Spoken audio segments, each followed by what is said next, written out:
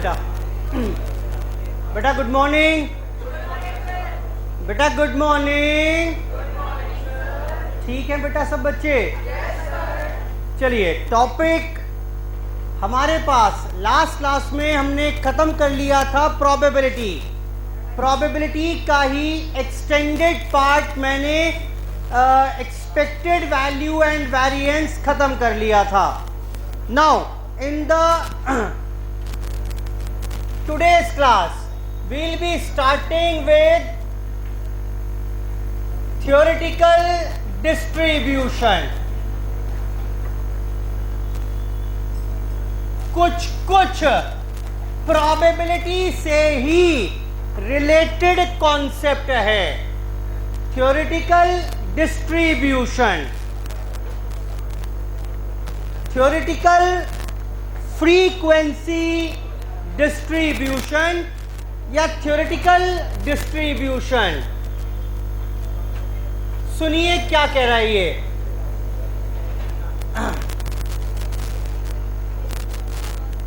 सुनिए बेटा। बेटा अगर मैं बात करूं यहां पर आपसे, यहां पर बात करें इस वर्ड डिस्ट्रीब्यूशन की, तो डिस्ट्रीब्यूशन का मतलब क्या होता है? डिस्ट्रीब्यूशन का मतलब होता है सीरीज, जो आप सीरीज बनाकर चल रहे हैं, दैट इज कॉल्ड सीरीज। और याद करिए सबसे पहली क्लास में बताया था सीरीज कितने प्रकार की होती हैं। कौन कौन सी बेटा? इंडिविजुअल, डिस्क्रीट और कॉन्टिन्यूअस सीरीज। बेटा याद आ रहा है कि नहीं आ रहा है? इसको हम डिस्क्रीट सीरीज यानी डिस्ट्रीब्यूशन, और वो होती हैं 3 प्रकार की। और अगर फर्दर याद हो आपको तो यहां तो इंडिविजुअल आइटम वैल्यूज आते थे, यहां पर वैल्यूज और साथ में क्या आती थी बेटा? दोनों में फ्रीक्वेंसी होती थी कि नहीं होती थी? तो अगर मैं आज के बाद इन दोनों को कह दूं फ्रीक्वेंसी डिस्ट्रीब्यूशन, तो कुछ गलत थोड़ा ना होगा। मैं इस वर्ड पर आपको लेकर आया हूं। क्या वर्ड है बेटा? समझ में आ रही है बात? फ्रीक्वेंसी डिस्ट्रीब्यूशन, वो डिस्ट्रीब्यूशन, वो सीरीज जिसमें फ्रीक्वेंसीज होती हैं। और ऐसी 2 ही प्रकार की सीरीज मेरे पास हैं। कौन कौन सी? डिस्क्रीट, या मैं चैप्टर के नाम पर लेकर आ रहा हूं पहले आपको, theoretical frequency distribution. Frequency distribution का मतलब तो सरल है। जैसे ही मैंने फ्रीक्वेंसी डिस्ट्रीब्यूशन बोला, आपके दिमाग में खुद ब खुद डिस्क्रीट सीरीज या कॉन्टिन्यूअस सीरीज आ जानी चाहिए। हम उन सीरीज की बात कर रहे हैं, हम उस प्रकार की सीरीज की बात कर रहे हैं जिसमें फ्रीक्वेंसीज होती हैं। अब ये जो फ्रीक्वेंसी डिस्ट्रीब्यूशन है, ये जो फ्रीक्वेंसी डिस्ट्रीब्यूशन है, ये भी हो सकती हैं 2 तरीके की। सुनिए क्या मैंने कहा? अ कॉइन इज टॉस्ड 20 टाइम्स। मैंने 20 बार सिक्का उछाला, हेड आएगा या टेल आएगा? बोलो बेटा। और जानते हो कितनी बार हेड आया? नंबर ऑफ टाइम्स, यानी फ्रीक्वेंसी हेड की कितनी है? 12, और 8 बार टेल आया। बेटा सहमत हो या नहीं सहमत हो इस बात से? हाँ, एक सिक्का मैंने 20 बार उछाला, 12 बार हेड आ गया और 8 बार टेल आ गया। कोई दिक्कत परेशानी है क्या? कोई दिक्कत नहीं है किसी को? होनी भी नहीं चाहिए। ठीक तो है? ठीक तो है? क्या प्रॉब्लम है भाई? एक सिक्का उछाला आपने 20 बार तो ठीक है, 12 बार हेड आ गया, 8 बार टेल आ गया। लेकिन अब मैं बोल रहा हूं सिक्का उछाला नहीं है, मैंने आपसे बोला बेटा एक कॉइन टॉस करने वाला हूं मैं, 20 बार करने वाला हूं। क्या लगता है आपको कितनी बार हेड आना चाहिए और कितनी बार टेल आना चाहिए? सर 10 बार हेड आना चाहिए और 10 बार टेल आना चाहिए। ये क्या थी बेटा? ये भी फ्रीक्वेंसी थी। लेकिन जानते हो इन दोनों फ्रीक्वेंसीज में फर्क क्या है? हाँ, दीज आर क्या कहेंगे बेटा इसे? These are actual frequencies. बोलो बेटा। और ये कौन सी हैं? ये है बेटा एक्सपेक्टेड फ्रीक्वेंसी या थ्योरेटिकल फ्रीक्वेंसी। थ्योरेटिकली तो है, कागजों में बात कर रहे हैं, सिक्का उछाला नहीं है अभी, एक्चुअल में कॉइन टॉस नहीं किया। मैंने कहा अगर 50 बार या 100 बार सिक्का उछालूंगा तो बताओ भाई, बताओ क्या एक्सपेक्टेशन है? हेड कितनी बार आएगा? सर 100 बार उछाला है, 50 बार हेड आना चाहिए, 50 बार टेल आना चाहिए। These are expected frequencies. Expected frequency कह लो या थ्योरेटिकल फ्रीक्वेंसी कह लो, एक ही बात है। लेकिन जब मैंने कॉइन वास्तव में टॉस किया तो मैंने पाया ये तो गजब ही हो गया।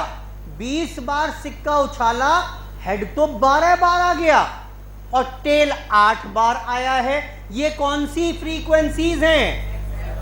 एक्चुअल कह लीजिए या ऑब्जर्व्ड, जो सिक्का उछालकर मैंने खुद ऑब्जर्व की, ऑब्जर्व फ्रीक्वेंसीज। बेटा समझ में आती है? दोनों ही फ्रीक्वेंसी डिस्ट्रीब्यूशन हैं या नहीं है?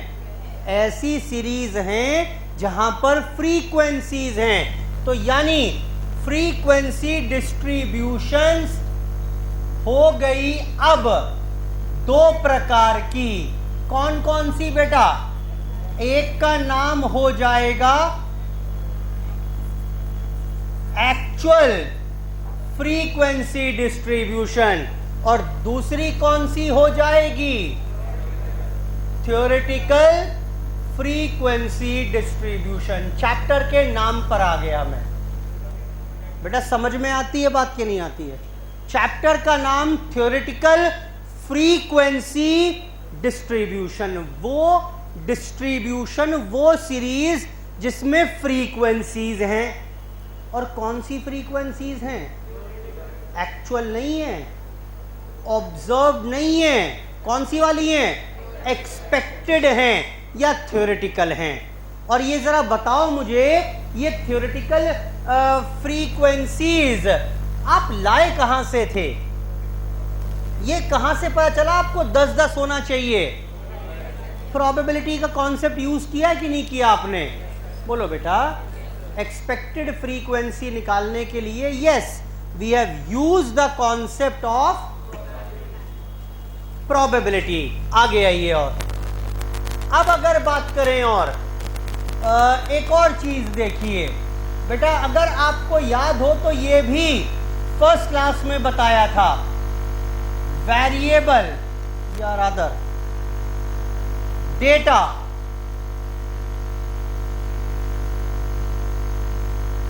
बेटा 2 प्रकार का हो सकता है।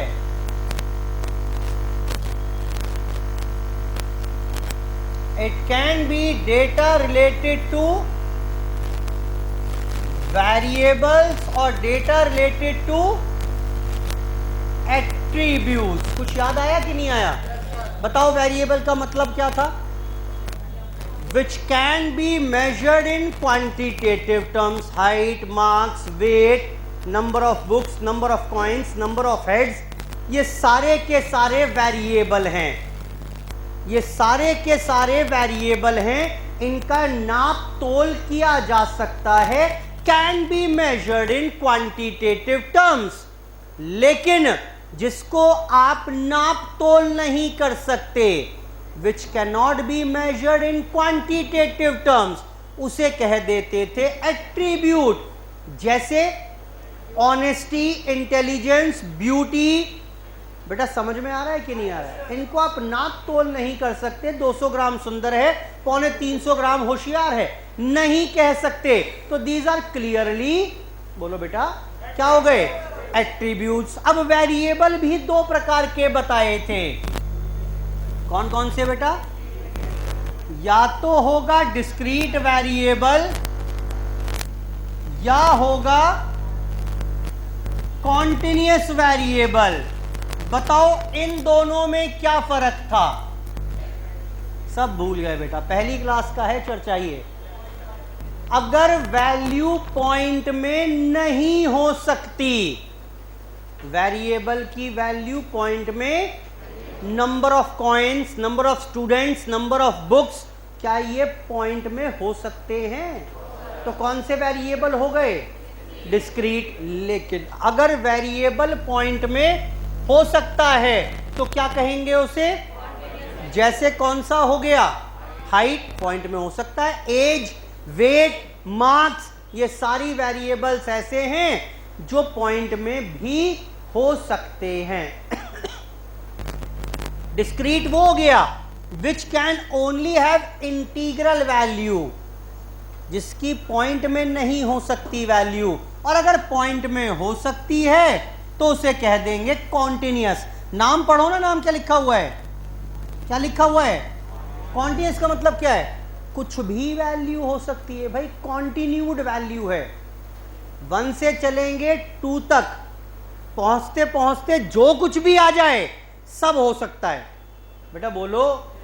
लेकिन डिस्क्रीट का मतलब 1 के बाद सीधी 2 आ सकती है, बीच में कोई वैल्यू नहीं होगी।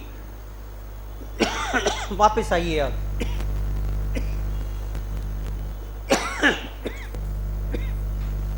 तो थ्योरेटिकल फ्रीक्वेंसी डिस्ट्रीब्यूशंस चैप्टर का ये नाम है। हमारे को फ्रीक्वेंसी डिस्ट्रीब्यूशन बनानी है या पढ़नी है, which are based on expected frequencies। अब यहां पर हो सकता है ये भी दो प्रकार की। भाई अगर वेरिएबल डिस्क्रीट होगा तो नाम क्या हो जाएगा? इसका नाम हो जाएगा अब discrete probability distribution. Theoretical distribution कह लो या प्रोबेबिलिटी डिस्ट्रीब्यूशन कह लो, एक ही बात है ना? बोलो बेटा। ये थ्योरेटिकल डिस्ट्रीब्यूशंस, ये थ्योरेटिकल फ्रीक्वेंसीज आई कहां से हैं? प्रोबेबिलिटी से ही आई हैं। या फिर कौन सा हो सकता है बेटा? कॉन्टिन्यूअस प्रोबेबिलिटी या कॉन्टिन्यूअस फ्रीक्वेंसी डिस्ट्रीब्यूशन, कुछ भी कह लें। अब यहां पर अगर वेरिएबल डिस्क्रीट होगा, प्रोबेबिलिटी निकालनी है या फ्रीक्वेंसी निकालनी है नंबर ऑफ हेड्स की, नंबर ऑफ बुक्स की, तब तो ऑब्वियस सी बात है डिस्क्रीट वेरिएबल की बात कर रहे हैं। लेकिन अगर हाइट 200 से ज्यादा हो, वेट 50 से कम हो, इन बात की फ्रीक्वेंसीज ढूंढ रहे हैं, तो वेरिएबल कौन सा है इस बार मेरे पास? कॉन्टिन्यूअस। अगर डिस्क्रीट है तो दो तरीके हैं इसको पढ़ने के, या तो पढ़ेंगे बाइनोमियल डिस्ट्रीब्यूशन या करेंगे बेटा पॉइसन डिस्ट्रीब्यूशन। लेकिन अगर कॉन्टिन्यूअस की बात करें तो सबसे इंपॉर्टेंट रहेगी नॉर्मल और बाकी चली जाएंगी अदर्स की कैटेगरी में। ये है मेरा पूरा चैप्टर जो मुझे यहां पर अब कवर करना है। यहां तक की बात कुछ समझ में आई कि नहीं आई? इंट्रो की बात की है थोड़ी सी बस मैंने। चलो एक काम करो, मेरे साथ साथ ज़रा पढ़ो, आपको ज़्यादा बेहतर कंसोलिडेट हो जाएंगी चीज़ें।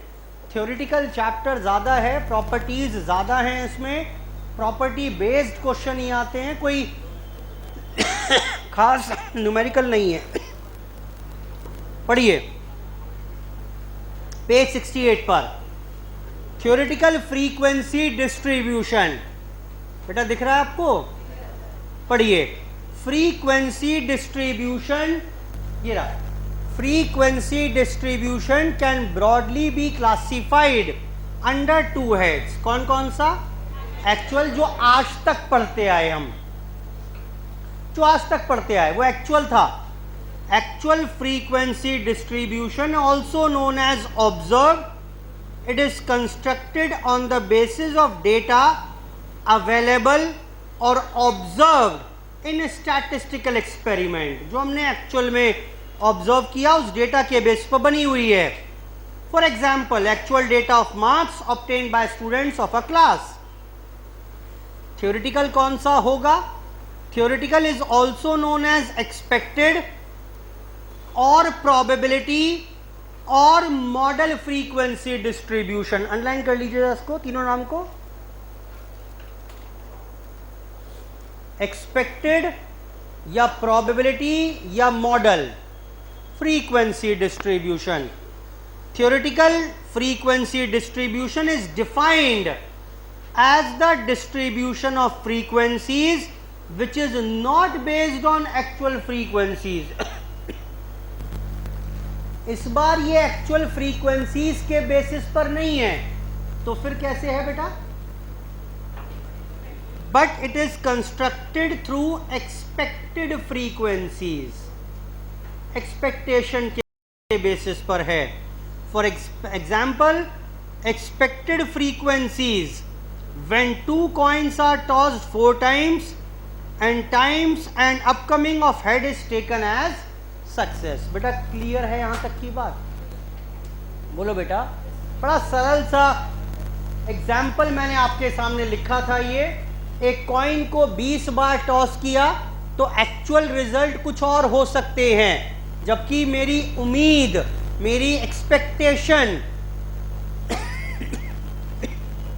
कुछ और थी यहां पर। The two may differ. आगे आइए, types of theoretical probability distribution. Discrete probability distribution होगी या कॉन्टिन्यूस प्रोबेबिलिटी डिस्ट्रीब्यूशन होगी? अगर डिस्क्रीट है, अगर बेटा डिस्क्रीट है तो बताइए यहां पर क्या क्या होगा? 2 कवर करेंगे, बाइनोमियल या पॉइसन। और अगर कॉन्टिन्यूस है तो कौन सा आएगा? नॉर्मल या अदर्स। अब अदर्स में कौन कौन से हैं? चीनी है वो बेटा। दिस इज काय स्क्वायर, कुछ ऐसा साइन है इसका, लिखिए इसके आगे। काय स्क्वायर डिस्ट्रीब्यूशन लगभग एक्स जैसा है। एक पढ़ेंगे यहां पर टी डिस्ट्रीब्यूशन।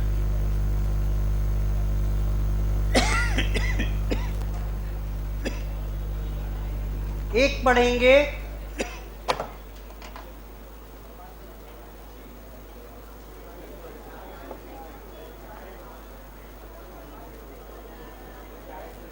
F distribution.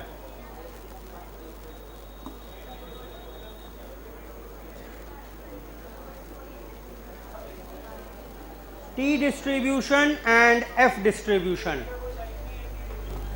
बेटा क्लियर है यहां तक की बात? बोलो बेटा। बस यही चैप्टर है मेरा। कुल मिलाकर ये 5 प्रकार की डिस्ट्रीब्यूशंस मुझे यहां पर कवर करनी है इस चैप्टर में। थ्योरेटिकल फ्रीक्वेंसी डिस्ट्रीब्यूशन, इसमें binomial, Poisson, normal chi square, T distribution और एफ डिस्ट्रीब्यूशन, ये सारी हम कवर करेंगे और इसके आगे चर्चा शुरू करेंगे नेक्स्ट क्लास में। ठीक है, चलिए, थैंक यू।